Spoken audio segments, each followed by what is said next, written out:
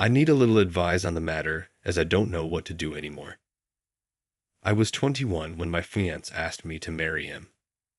He was the absolute light of my life. We had known each other since preschool. Our families are very close. He would come and have dinner with us on a daily basis and vice versa. He doesn't have any siblings, but I have two older sisters, which is very important as he was also very close with them. We grew up together. When we started dating, I don't think our parents stopped celebrating for weeks. He helped me deal with a lot of my anxiety, and even when I gained a little weight, and my mother berated me saying he was going to leave me, he told her off and said he loved me for who I was, not for what I looked like, even though he claimed I was the most beautiful girl in the world to him. We were only engaged for 6 months before the incident. My middle oldest sister, let's call her Nikki, was a very cold person. She never showed any affection. She only ever opened up to my fiancé, as she said she saw him as a brother, and he also helped her through a lot of her dark times, such as battling drug addictions and breaking the law. She and I never saw eye to eye. I loved her dearly because she was my sister, but didn't like her as a person. Out of the blue, she tells me she wants to take me clubbing, as we had never been together before, and she felt bad that she was so distant to me. I agreed, and that night we went out. Clubbing wasn't really my style, but once I had a few drinks, I loosened up a little and began having fun. The night was going smoothly until Nikki spotted a guy across the room whom she claimed she wanted to climb like a tree. She walked over to him, and within a few minutes she was back, and she had a sour expression on her face. I asked her what was up, but she never said anything. I kept pressing because I didn't want our night to be ruined. She then told me the guy didn't want her number, but he wanted mine instead. I told her he was a loser, and there were plenty of guys around who would kill to be with a girl like her. She didn't budge though. She told me she needed to use the restroom, and then we would leave. I waited for an hour. During this time, I was sipping on a lot of different cocktails. I then started feeling really dizzy and lightheaded. I figured I'd just cab it home, as I was certain Nikki had left. On the way out, though, I bumped into a friend of Nikki's whom she had briefly dated. He asked me if I needed a hand to my car, and I explained I was getting a cab. He said he was getting ready to leave, and we could share one. I told him okay, and we walked out of the club together and into the first cab we saw. I tried to find my phone in my purse, but I felt myself getting dizzier and dizzier. I don't remember what happened next as I blacked out, and the next morning I woke up on a hard sofa, my head pounding. When I came to, I realized I was in Nikki's friend's house and my phone was sitting on the glass table in front of me, but it was flat. When he noticed I was awake, he offered some tablets and water and explained that I had passed out in the cab, and he did remember my parents' address, so he just picked me up and took me back here where he laid me on the sofa. I told him I needed to go home as my fiancé would be worried. He called a cab, and I left. When I arrived at my parents' house, my mother, father, Nikki, my fiancé, and his parents were all standing in the living room. I thought they were worried about me, but the instant I opened my mouth, my fiancé asked how could I do this to him. I tried to explain that my phone went flat, but he then went on screaming about how could I cheat on him. I was baffled. Why would he think that? I tried to explain the night's events, but I kept getting cut off. Nikki then chimed in and said I was lying, and how could I be so heartless to a man who has been there for me through thick and thin? She went on to say I kept flirting with random guys all night, and then when she went to the bathroom, she saw me leave with her friend. I told her what had happened, and she showed me photos on her phone whereas we were leaving. His hand was on my back, ushering me outside. Yes, the photo did look horrible, and I was so drunk I didn't even realize his hand was on my back at all. My fiancé was so angry, he kept shouting and his mom and mine were both crying. I then asked Nikki to call her friend, and he would confirm nothing happened, but when she called him, he told a completely different story. He said I begged him to take me back to his, and when he did, we slept together multiple times. I saw red, and started crying and yelling at Nikki because I knew she had organized this whole thing to make me look bad. I begged my fiancé to believe me, but he just shook his head and left. When everyone had cleared out, my mother slapped me across the face and told me to get out. I left and went to a friend's house where I stayed for a few nights. During those nights, I called my fiancé crying and pleading with him to believe me that nothing happened, but it all fell on deaf ears as he never returned any of my calls or texts. My mom texted me and told me she was kicking me out and that she couldn't believe I would do such a thing, and a lot of hurtful other slurs I don't think I could repeat here. She didn't even give me time to get my things as she threw everything out. I was now homeless. None of my family would take me in, as they chose my fiancé and mother's side. I was homeless and single in less than a day and a half. My entire world had been taken away because of Nikki's lies. Now, for weeks, I tried everything to get my fiancé back and my family. The limit for me, though, was when Christmas time had come, and I went over to my mother's house to try and reconcile. I was sleeping from couch to couch during this time. When I got to my parents' house, I knocked on the door, but no one answered.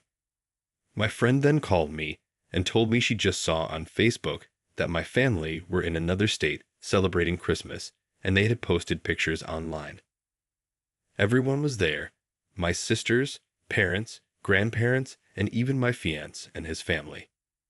When I myself saw the photos, I couldn't stop crying as they all looked so happy. I cried for days and days before deciding to block them all. I even returned my engagement ring. My friend knew someone a couple hours away who was looking for some help in his restaurant, and he even had living arrangements above where he worked so I could get rent at a cheap price and work at the same time.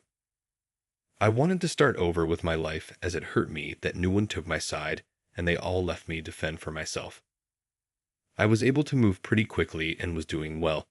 The apartment was tiny and I had to work 10+ hours almost every day, but I was able to save a lot of money. I'm not living in the apartment anymore. I was able to rent a much nicer condo, but I am still working at the restaurant as assistant manager. Now it has been roughly 2 years since I left and have not spoken to any of my family.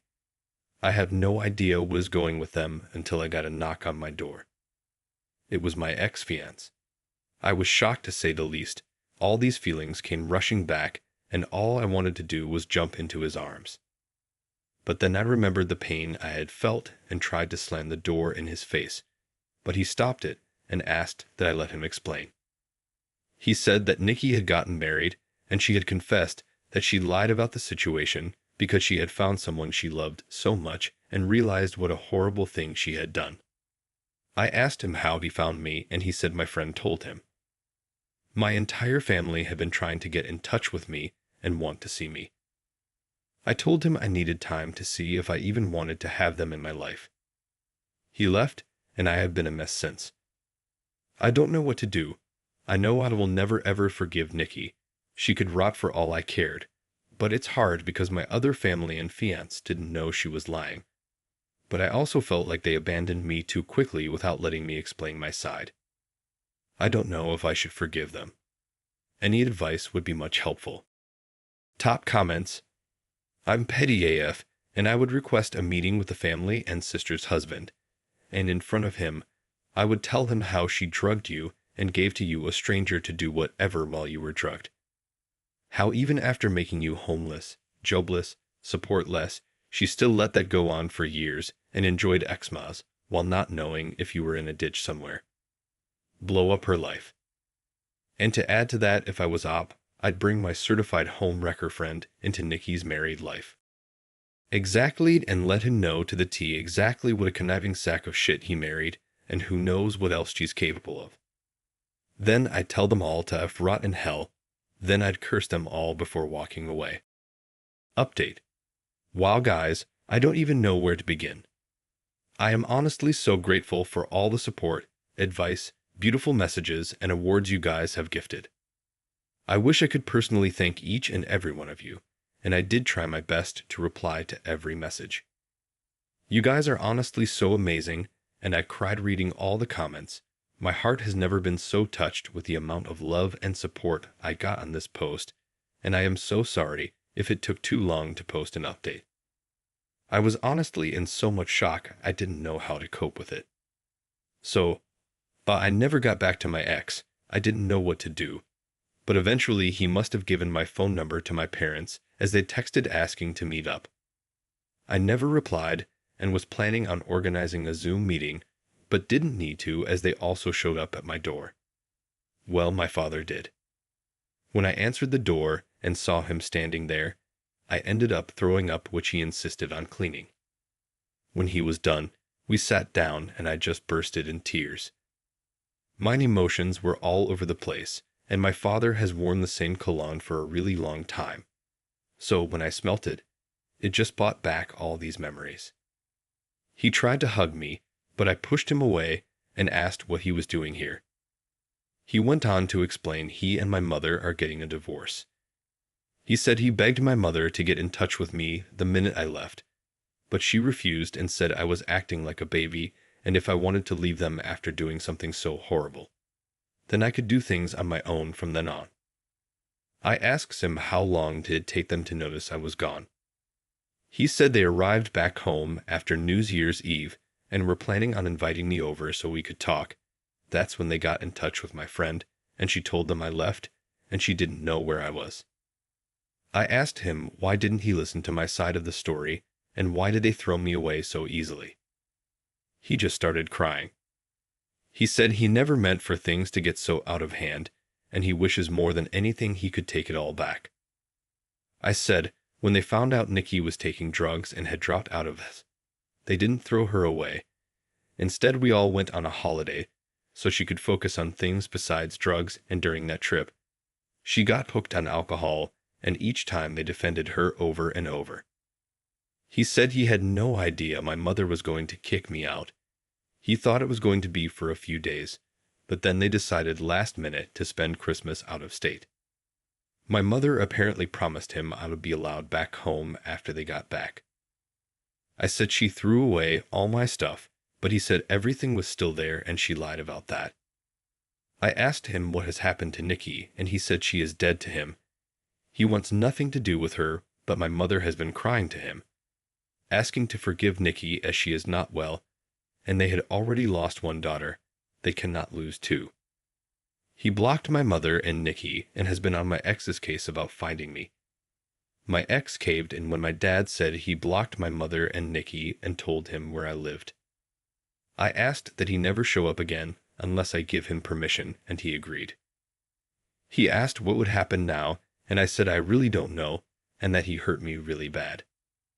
I then just went into detail about how much he hurt me and what it felt like seeing them so happy without me and how hard it has been. We were both crying by the end of it, but I was really glad I got it all out. It felt like a huge weight had been lifted off my shoulders. My dad then said he knew a few places around the area and would help get me a better apartment, and he said he would help get a better job, but I told him I wouldn't be leaving this job as my boss helped me out so much and I wanted to repay him at all costs. I said I didn't want him to do anything for me, but I said I do want to reconcile, but it has to be on my own terms, and it is going to take a very, very long time to trust him again, and I may never trust him again. He said he would do anything to make up for what he did. I asked him why Nikki did this and if she said anything about it. Well, she said she thought my ex deserved better than me, and she wanted to see him happy because he was making too many sacrifices in the relationship. She loved him like a brother and wanted to break the engagement off. So that night, she asked her friend to come and escort me out of the club so she could get photos and to take me home so her plan could work. She said nothing sexual happened. I went to sleep on the sofa and that was it. He was up playing video games all night until I woke up, which he has proved apparently. My dad was planning on getting my stuff from my mother's house and bringing it to me, but I told him I didn't want those things anymore. I then went to ask about Nikki's husband, and he said my mother has been hush-hush with the entire situation, but he had his number and wrote it down for me. After my dad left, I decided to call Nikki's husband. I was sweating the entire time and felt so sick. What if I could hear her in the background? Well, anyhow, when he picked up, I just spit everything out, which I deeply regret because I should have eased into it for him. He sounded really confused, and I explained the entire situation again. I even went into detail about her drug and alcohol problems. I was honestly expecting him to curse me out and defend Nikki. Instead, he let out a long sigh, and well, turns out, he had a feeling she wasn't exactly innocent. Turns out her and his sister have been having problems, and she has been spouting non-stop lies about his sister and has caused a huge rift between them. His sister didn't even attend their wedding. I told him I was sorry, but he should make things right with his sister because Nikki was the problem, not her. We spoke a little more, and he hung up. I'm not entirely sure what he is going to do with that information. I hope he cuts his losses and leaves her because he sounded like a really nice person, and even he has lost his own sister because of Nikki. So I have decided to reconcile with my dad. My mother has always run the show their entire marriage, so the fact he is putting his foot down and divorcing her and going in with Nikki shows he is serious about wanting to make amends. I don't think I will ever reconcile with my mother, as she thinks Nikki is a victim also in all this, and at this point, I don't care to listen to her excuses. If she reaches out and we talk, I will update the post again. For my ex, I haven't had the time to meet with him and talk, though my dad mentioned he wanted to come with my dad, but he told him I would be too overwhelmed if both were there, and seeing them separated will help make clear decisions. He also mentioned my ex was arrested for assaulting Nikki's friend, who lied about the entire situation. He was being charged, but the charges were dropped a few days later. I will update the post again when I have time to speak to my ex. Thank you guys for your being so patient and so caring and just amazing.